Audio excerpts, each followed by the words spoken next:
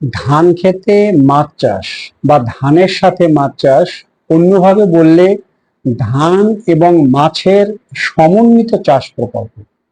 এটা কিন্তু অত্যন্ত লাভজনক একটি প্রকল্প। অত্যন্ত লাভজনক কিরকম? আমি বলবো যে এখানে 8 থেকে 10 গুণ বেশি লাভ। কারণ একজন কৃষক, সে 1 বিঘা জমিতে হয়তো তার লিচমানি এবং একটা ধানের ফসল তোলা পর্যন্ত তার যে খরচ, এরপর হয়তো 2 থেকে 3,000 টাকায় সেখান থেকে প্রফিট করতে পারে একটা সিজনে। কিন্তু যদি এই ধানের সাথে একসঙ্গে মাছ চাষের প্রকল্পটা করা যায়, তাহলে সেটা 8 থেকে 10 গুণ বেশি লাভজনক হয়। এটা কিভাবে হয়, একটা ছোট্ট হিসাব আপনাদেরকে আমি এখন দিব আপনাদের বোঝার জন্য। কিন্তু প্রথমেই আমি যে জিনিসটা বলতে চাই, যে ধানের সাথে যখন আপনি মাছ চাষ করবেন, প্রথমত মাছের খাদ্য খরচ লাগবে অর্ধেকেরও কম। দ্বিতীয়ত, ধানের উৎপাদন আপনি সার, ওষুধ, কেমিক্যাল ব্যবহার করে যেটা উৎপাদন করতে পারছেন, তার চেয়ে উৎপাদন হবে দ্বিগুণ। তৃতীয়ত, আপনি বিষমুক্ত একটা অর্গানিক ধান উৎপাদন করতে পারলেন।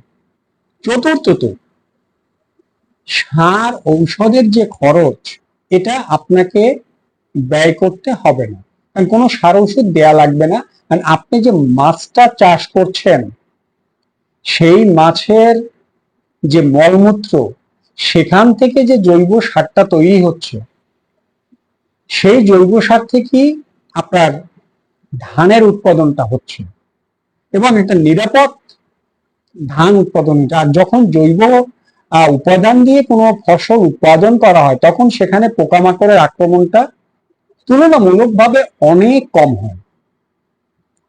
যদি আশপাশের ক্ষেত থেকে আপনার পোকামাকড় এসেও থাকে, আপনার যে চাষকৃত মাছ, সেই মাছ কিন্তু রাতের বেলা এটাকে লাফ দিয়ে ধরে সেই পোকাগুলোকে খেয়ে ফেলবে। অর্থাৎ এটা আপনার মাছের খাদ্যের একটা বাড়তি উৎস হয়ে যাবে।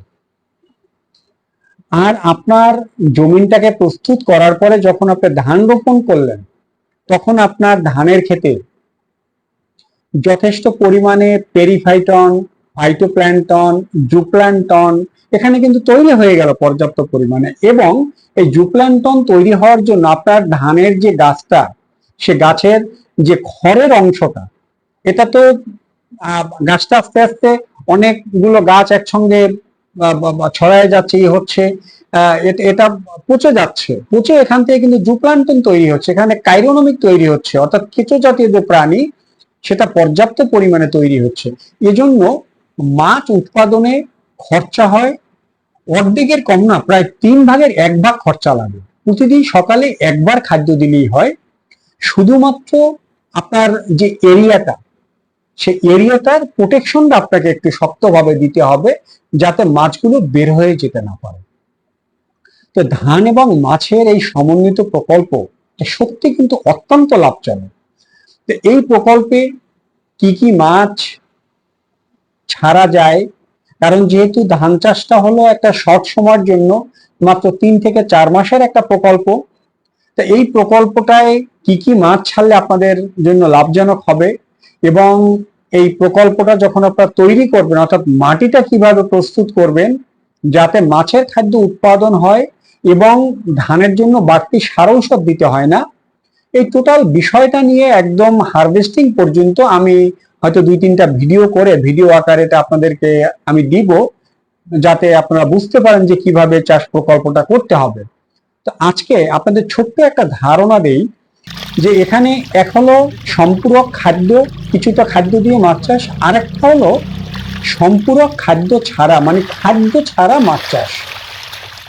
এখানেও কিন্তু আপনার মাছে বেশ একটা আয় আপনার আসবে এবং ধানের উৎপাদনটাও আপনার ঠিক থাকবে। কারণ এই যে সিজনটা, এই 24 সালের, এখন বাংলা হয়তো আশ্বিন মাস, এখন তো ধান রোপণ করা হয়ে গেছে। তো এই সময়টায় যাদের এই সুযোগটা রয়েছে, যে হয়তো আপনার চারদিকেই বেড়িবাঁধ আছে বা 3 দিকে আছে, বা আপনার গণ্ডির ভিতরে মানে এখানে আপনি কিছুটা প্রোটেকশন দিয়ে আপনি এটা দেখে শুনে রাখতে পারবেন এমন সুযোগ যাদের আছে, তারা কিন্তু এই সময় এই ধানের সাথে একদম খাদ্য ছাড়া বেশ লাভজনক একটা চাষ করতে পারেন। তো যদি এটা এই সিজনে আপনারা করতে চান, 3 ধরনের মাছ সেখানে আপনি ছাড়তে পারেন। প্রথমত হলো, আপনি এখানে যদি আপনার চাষের আলাদা পুকুর থাকে, তাহলে আপনি এখানে আইএমসি মাছের কিছু পোনা এখানে মজুত করতে পারেন, দিতে পারেন, যে আপনি যখন ধানটা কাটবেন তার আগে এই পোনাটাকে, ধান কাটার সময় পোনাটা নিয়ে আপনার মজুদ পুকুরে আপনি রেখে দিলেন। পরবর্তী বছরের যে চাষের যে প্রক্রিয়াটা, সে প্রকল্পটা আপনার অনেকখানি এগিয়ে গেল। দ্বিতীয়ত, যারা আয়ের উৎস হিসাবে করতে চাচ্ছেন, তারা এখানে 2 ধরনের মাছ ছাড়তে পারেন। প্রথমত হলো তেলাপিয়া, দ্বিতীয়ত হলো কই মাছ। কারণ এই দুটো মাছ আপনার 3 থেকে 4 মাসের মধ্যেই বিক্রয় উপযোগী হয়ে যায়। সেক্ষেত্রে এখন কিন্তু রেনু বা ধানি পোনাটা দেয়া যাবে না। অনেক হ্যাচারিটি আপনার একটু বড় সাইজের পোনা পাওয়া যায়, বা যারা পোনা বিক্রেতা তাদের কাছে একটু বড় সাইজের, এই যে 4 টাকা 5 টাকা সাইজের যে পোনাটা, যেটা আপনার এই যে প্রি স্টার্টার সাইজের যে খাদ্যটা, অর্থাৎ ছোট দানা, এটা খেতে সক্ষম, এই জাতীয় পোনা হোক কই মাছের, হোক আপনার তেলাপিয়া মাছের, এটা কিন্তু অনেক জায়গায় পাওয়া যায় অ্যাভেলেবেল।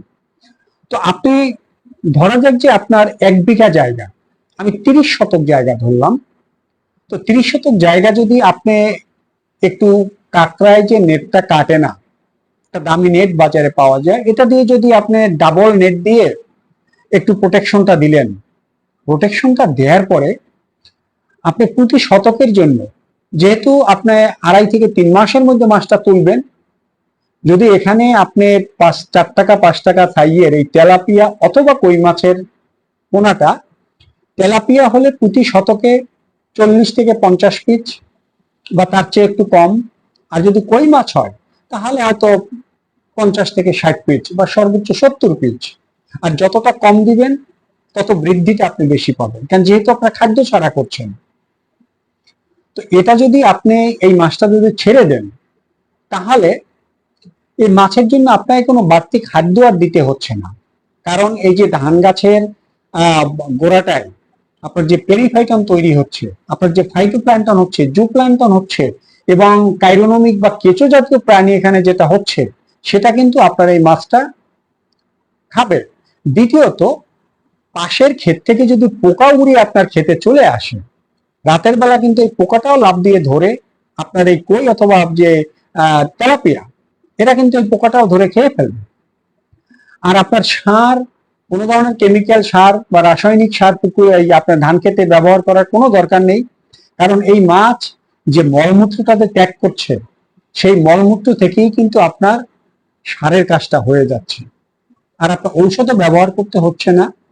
তবে এখানে মাছের উৎপাদন এবং আপনার ধানের উৎপাদনটা বৃদ্ধি করার জন্য আপনারা যে কাজটা করতে পারেন, যদি মাছটা ছাড়ার 15 থেকে 20 দিন পরে আপনার 1 বিঘা জায়গার জন্য 5 কেজি সরিষার খোল, এবং সেখানে 8-10 কেজি পরিমাণে বা 15-20 কেজি, মানে 150 বা 200 টাকার খড়, এটাকে একটু কেটে বা আস্ত খড়টাই আপনি একটা পলি বিছিয়ে, পলির উপরে পাতলা করে একটা খড়ের আস্তরণ দিলেন।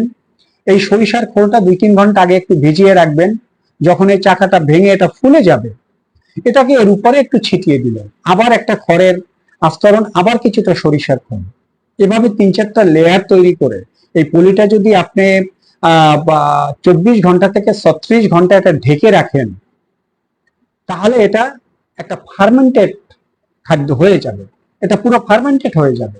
এটাকে যদি আপনার ধান ক্ষেতের যে সারিটা, এই সারির মাঝখানে মাঝখানে যদি সমস্ত ক্ষেতে আপনি এক মুঠো করে আপনি বিছিয়ে দেন, এতে আপনার এই যে সরিষার খোলটা, এটা 72 ঘন্টা পর্যন্ত খাদ্য থাকে, তারপরে হবে এটা উন্নত মানের জৈব সার। আর এই যে খড়, এই খড় থেকে পেরিফাইটন, জুপ্ল্যাঙ্কটন, ফাইটোপ্ল্যাঙ্কটন, কাইরোনোমিক, এই খাদ্যগুলো পর্যাপ্ত পরিমাণে এখন তৈরি হবে।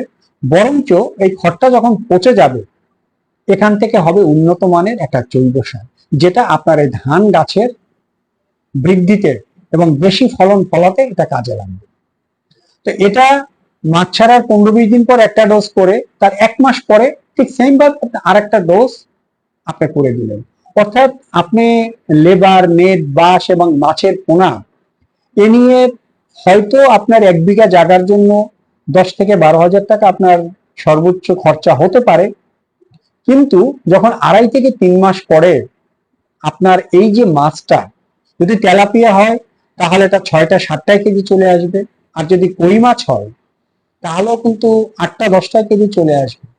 তো 6টা-7টা তেলাপিয়া অথবা 8টা-10টা সাইজের যে কই মাছ, এটার বাজার মূল্যটা কিন্তু 150 টাকার উপরে। কিন্তু যদি পাইকারি রেট আপনি যদি 125-30 টাকা করেও ধরেন, তাহলেও কিন্তু আপনার এই 30-33 শতক জায়গায় আপনার 200 কেজির উপরে মাছ উৎপাদন হচ্ছে। আপনি 130-35 টাকা ধরলেও আপনার কিন্তু প্রায় 25 থেকে 30 হাজার টাকার মাছ আপনি এখান থেকে বিক্রি করতে পারছেন।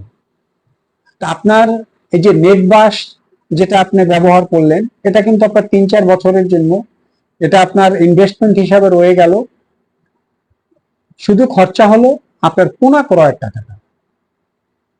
আপনি একটা বাড়তি একটা আয়, অর্থাৎ আপনার ধান থেকে যে আয়টা আপনার হবে না বা হচ্ছে না, তার 3 গুণ আয় কিন্তু আপনি এই মাছটা থেকে একটা শর্ট সময় কিছু কৌশল অবলম্বন করে আপনি এখান থেকে উৎপাদন করে দিতে পারলেন। অর্থাৎ আপনি ধানের সার ঔষধের খরচাটা কমে গেল, আপনার ধানের উৎপাদনটাও আপনার ঠিক হলো, আপনি যে 3-4 হাজার টাকা এখানে প্রফিট করতে পারছেন যে ধানে, সেটাও আপনার হলো, সাথে আপনার 25-30 হাজার টাকার আপনার একটা বাড়তি ফলন পেলেন, একটা বাড়তি আমিষের উৎস আপনি এখান থেকে পেলেন।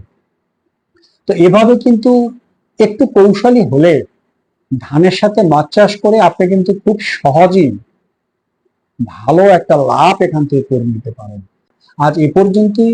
আপনাদের সাথে আবার দেখা হবে অন্য কোনো পর্বে, অন্য কোনো বিষয়। সে পর্যন্ত ভালো থাকবেন, সুস্থ থাকবেন, নিরাপদ থাকবেন। Safety first. আল্লাহ হাফিজ।